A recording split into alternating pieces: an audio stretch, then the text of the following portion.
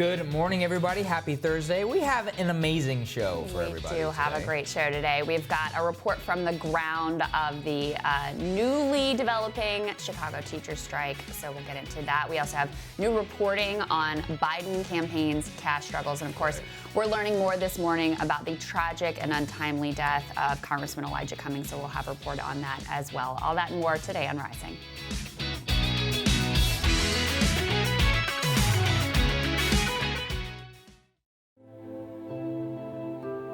Sad news to report this morning. Elijah Cummings, the Democratic representative from Baltimore and chairman of the House Oversight Committee, has passed away. Congressman Cummings served 12 terms and represented Maryland's 7th District since 1996. His office reports that he died of, quote, complications concerning longstanding health challenges. Elijah Cummings was just 68 years old. He was a champion for civil rights and for not going into the Iraq War. We're going to have a lot more on the passing of Congressman Cummings, potential impact and of his legacy with our colleague Jamal Simmons. That's coming up later on in this show. Indeed.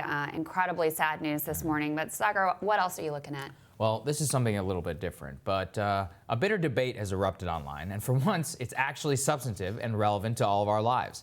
As I touched on yesterday, all credit for this discussion goes to presidential candidate Andrew Yang for bringing the issue of job loss to the forefront of the debate stage and getting the entire field to debate universal basic income versus a federal jobs guarantee. The battle lines of the stage were most present between Senator Elizabeth Warren and Andrew Yang in this section. Let's take a listen.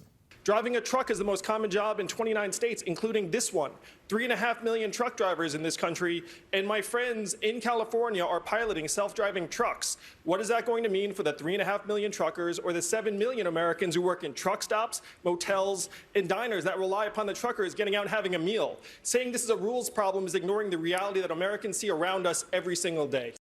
For most people, this is a pretty wonky area because their eyes start to glaze over. But determining actually who's right about this question is actually really important. Per Senator Warren and Bernie Sanders' version of events, American manufacturing jobs were predominantly lost because of bad trade policy pursued by the United States, while according to Yang, trade policy was a small factor. Automation was predominantly responsible for the hollowing out of the American middle class. So let's get to the bottom of it. Yang's case is that since the year 2000, the predominant loss of American manufacturing jobs has been because of automation. This heralds what he calls the fourth industrial revolution, the arrival of an age where the dominant number of jobs for Americans will be automated out of existence within the next decade or so. In order to cope with the dramatic shift in our economy, a universal basic income of $1,000 a month is necessary to bolster and empower workers. It's an elegant solution if you believe that this is the correct diagnosis of the problem. This may shock many viewers of this program, but I actually think Elizabeth Warren might be right. That bad trade policy is more responsible for the loss of these 4 million manufacturing jobs than automation. You see, if Yang's thesis was right, then we would have seen a spike in productivity after the decline in manufacturing jobs in the year 2000. That, however, has not materialized in the data. Instead, Elizabeth Warren and others like myself point to the beginning of permanent normal trading relations with the People's Republic of China. My friend Samuel Hammond of the Niskanen Center pointed to this particular chart. Just look at how jobs fall off a cliff after the signing of NAFTA and PNTR with China.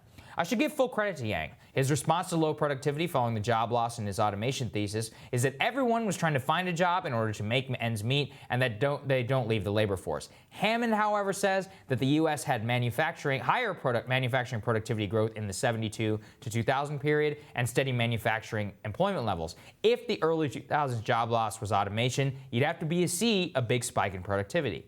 I appreciate Yang's passion for this issue because he's actually right. The hollowing out of our country and its middle class over a rapid period of just 19 years is a central question for why policymakers today. This isn't just about job loss. It's about the opioid crisis. It's about suicide. It's about a general malaise and a despair at the heart of millions of Americans who feel in their gut, and things right now are just not right. The automation diagnosis, however, it lets off the hook some very familiar villains of this show, neoliberals. Neoliberals promised us that integrating China into our system and making it easier for the West to trade with them would let us have cheaper goods overall and create more jobs here at home. the opposite happened. Much of the evidence I laid out earlier demonstrates that the discrete policy choice of normal trade relations with China is overwhelmingly to blame for the loss of manufacturing jobs, and that China's entire new middle class was built at the direct expense of our middle class. This is bad news, but it's also good news because it means we have a choice. It means that while automation can, will, and has remained a concern for our manufacturing base, that it's possible that a radical shift in our trade policy that we can make a choice and bring some of it back. This is what candidates like Elizabeth Warren, Bernie Sanders, and yes, Donald Trump have now talked about for years. I'll end by saying that while I disagree with Andrew Yang, and I believe that trade policy is a far more effective solution to this problem than UBI, that we wouldn't even be talking about it if it wasn't for him.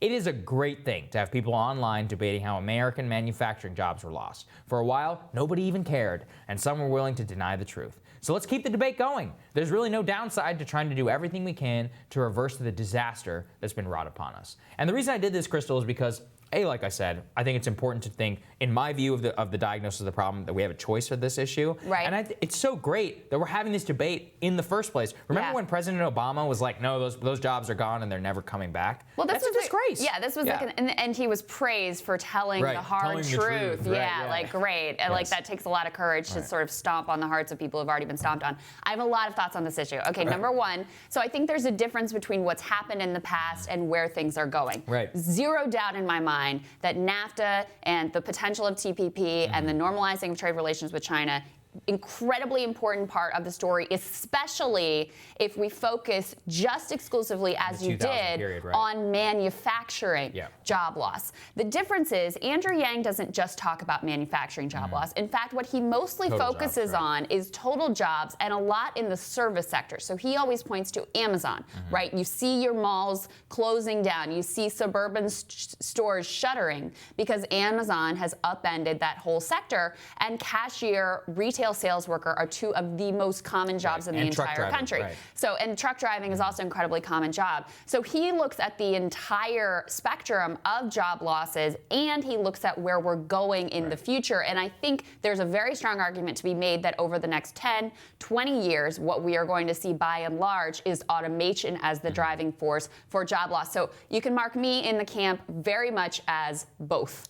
And let's deal with it with every tool and resource that we have. I think that's important, but the reason I highlighted this is because the we have a choice framework is something that I want to bring to even the automation discussion, because self-driving trucks, eliminating truck drivers, that's been actually a concern since around 2011, since we began to note about this. The kiosk, the cashier, a lot of that also has to do with urban and suburban concentration, with the hollowing out of these classes. But reality is that we've seen data which shows that, when the decline of a manufacturing job in some like the heartland actually leads to the downstream loss of like 9 other jobs in the community. Right. So I'm focusing on this because you don't have to say that we're condemned to automation. That's right. It's a choice to do so. And I think that Yang, and it's like techno-fatalism, and that is something I really want to avoid. We have a choice in crafting our future. Fair. What we've seen is that these towns across the country have been hollowed out by deindustrialization, so that now the only jobs left are like Walmart and Wendy's. And now even those jobs are threatened too. So that's kind of where we are today.